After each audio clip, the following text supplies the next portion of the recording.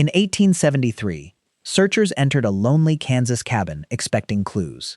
Instead, they found a trap built into an ordinary room. A bloodstained cellar waited beneath the floor. Fresh earth covered an orchard outside. Under the apple trees lay bodies, including a small child. The family who owned the cabin had already vanished. Their roadside inn had not sheltered travelers. It had selected them, robbed them, and swallowed them. Yet the most disturbing part was still ahead. How could 4 people turn hospitality into a killing system, fool an entire frontier community, and then disappear before justice arrived?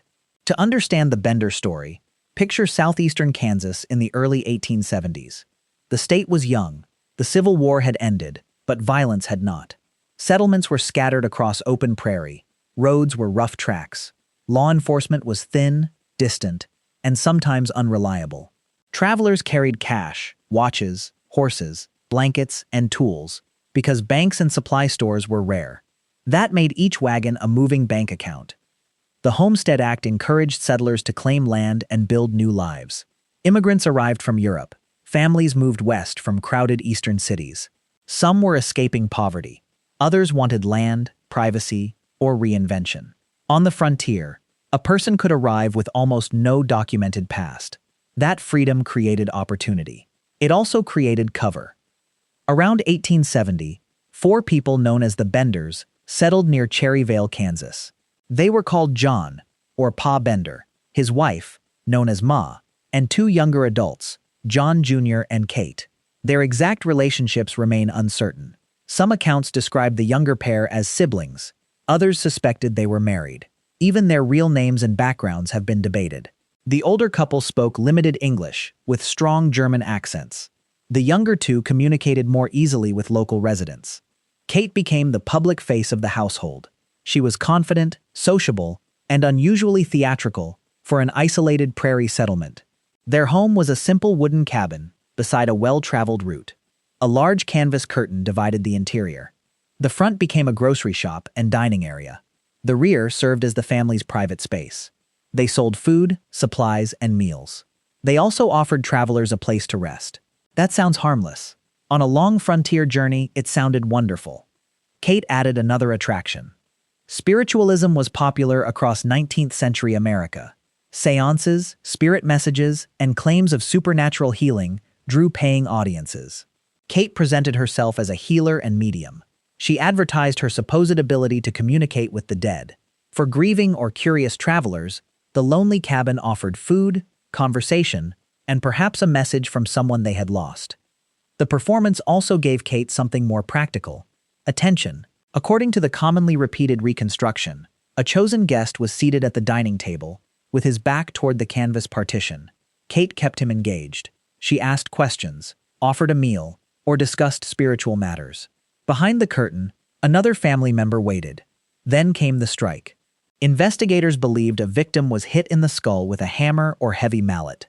The attack was sudden and close. The family then cut the victim's throat, apparently to ensure death and drain blood. A trapdoor beneath the chair or nearby floor allowed the body to be dropped into the cellar. Later, it was buried outside, often in the orchard. This was not an impulsive robbery. The room itself appears to have been arranged for repetition. The curtain concealed movement. The seating position exposed the victim. The cellar removed the body from sight. The isolated property reduced witnesses. The orchard disguised disturbed soil. It was murder, redesigned as customer service. Still, the Benders did not attack everyone. Local families visited the store and left alive. Neighbors spoke with them. Some travelers stayed without incident. That selectivity protected the operation. If every guest vanished, suspicion would arrive quickly. The safer target was a lone man carrying valuables. Someone whose disappearance could be blamed on distance, weather, thieves, or simple bad luck. And bad luck was believable. In 1872, several men were found dead along roads in the region. Their horses or possessions were missing.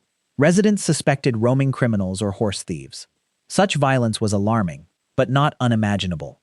A missing traveler might have changed direction, joined another wagon, suffered an accident, or been killed miles away. There were no mobile phones, national databases, or instant photographs. News moved slowly. Jurisdictions barely communicated. A person could vanish between 2 settlements, and each settlement might assume he had reached the other. That uncertainty became the Benders' greatest shield. For months, disappearances accumulated without forming one clear pattern. Then one missing man changed the scale of the search. Dr. William York disappeared in March 1873 while traveling through the area. He was not an anonymous drifter. He had family, professional standing, and people who knew his intended route. His brothers began looking for him. One of them, Colonel Alexander York, had influence and resources. A large search effort spread across the region. Alexander York questioned settlers, including the Benders. They reportedly claimed that William had stayed with them, then continued his journey. They suggested he might have been attacked elsewhere. Their explanation was plausible enough. The cabin looked poor, not powerful. Its owners appeared strange, perhaps, but not necessarily capable of organized murder. That misjudgment mattered. The Benders understood that the missing doctor had brought serious attention. A loosely investigated string of disappearances had become a focused hunt led by a determined family. The risk had changed. Soon afterward, the Benders left. They did not announce a move. They abandoned the cabin, livestock, and parts of their property. For a time, nobody realized they were gone. Then a neighbor noticed animals wandering or starving near the homestead. Men entered the building to investigate. The smell reached them first. Inside, the cabin was empty. The investigators moved the furniture and examined the floor. They found the trapdoor leading into a cellar.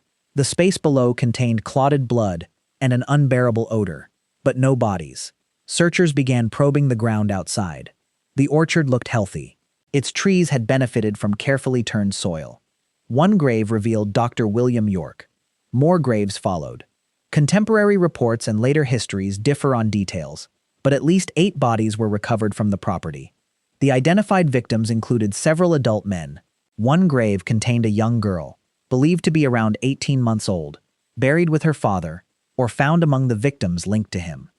The child's presence destroyed any excuse that this was robbery followed by panic. A baby carried no frontier fortune. She was killed because she was a witness, an inconvenience, or simply part of the victim's journey. Whatever the exact sequence, the result exposed the complete moral emptiness of the operation. The recovered bodies showed devastating head injuries. Their throats had been cut. Personal property was gone. Investigators found hammers, including a heavy weapon believed to match the wounds. The cabin's architecture suddenly made sense. Every ordinary feature became evidence. The table was positioning. The curtain was concealment. The cellar was temporary storage. The orchard was a cemetery. News spread rapidly. Crowds arrived at the property. Souvenir hunters tore pieces from the cabin. Newspapers across the country transformed the Benders into frontier monsters. Reports multiplied, and with them came exaggerations. The confirmed grave count was horrific enough, but rumors pushed the possible number of victims far higher. This is where careful true crime storytelling matters. Much of the Bender case comes from 19th century newspapers, local testimony, later retellings, and folklore. Some details are well supported. Others changed as the story traveled. Claims about exactly who delivered each blow, how many people were killed, and what happened during every final moment cannot be proven with certainty. Even the family's roles remain partly reconstructed. Kate was often portrayed as the lure because she spoke fluent English and advertised seances.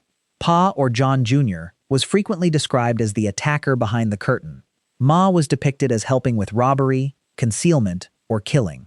But the family escaped before trial. There was no courtroom testimony, no cross-examination, and no formal verdict, separating evidence from rumor.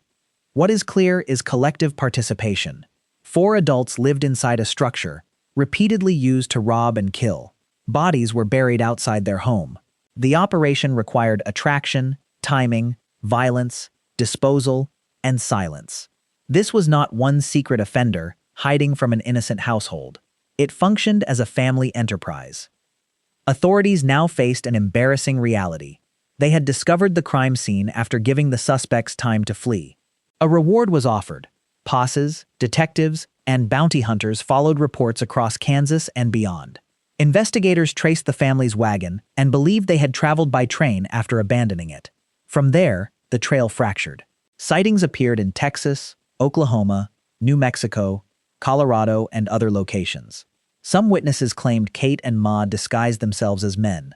Others insisted the younger pair separated from the older couple.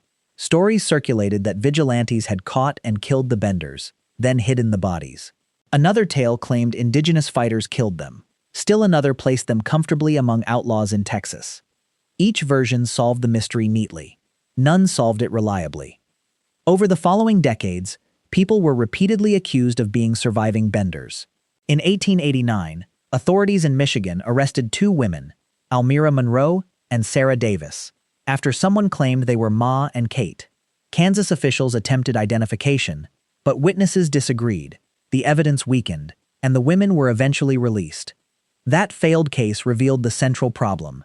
The Benders had become famous before modern identification systems existed. Photographs were limited, descriptions conflicted, names could be changed overnight. A determined fugitive could cross a state line and become somebody else. The frontier helped create the crime, then helped erase its perpetrators. There is also a darker reason the story lasted. The Benders violated one of society's oldest safety codes. A home beside a dangerous road should represent shelter. A meal should create trust. A host should protect a guest. The Benders inverted each promise. Their cabin looked safer than the empty prairie, but the prairie was safer than their table. The case also shows how predators use normal systems rather than dramatic ones. They did not need a fortress. They needed a sign, a meal, a curtain, and social permission to seem harmless. Kate's spiritual claims added mystery, but the real weapon was credibility. Travelers entered voluntarily, because the place resembled something useful. That pattern remains relevant. Dangerous people rarely introduce themselves as danger. They borrow familiar roles: helper, host, healer, employer, romantic partner, trusted neighbor. The disguise works because most human cooperation depends on assuming basic good faith. But suspicion alone is not wisdom.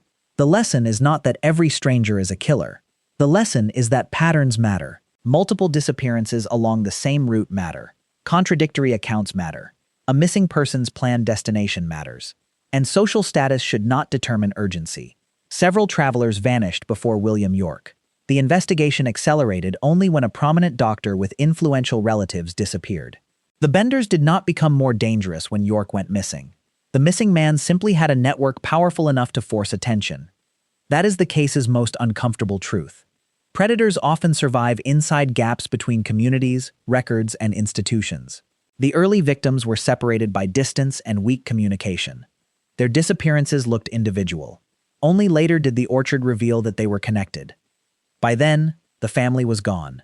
No verified account established the final fate of Pa, Ma, John Jr., or Kate Bender. They may have died under assumed names. They may have been killed by pursuers. They may have separated and disappeared into different settlements.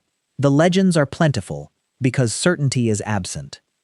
What remained was the cabin, the graves, and a method exposed too late. The promise at the beginning was to explain how 4 people could build a killing system, fool a community, and escape.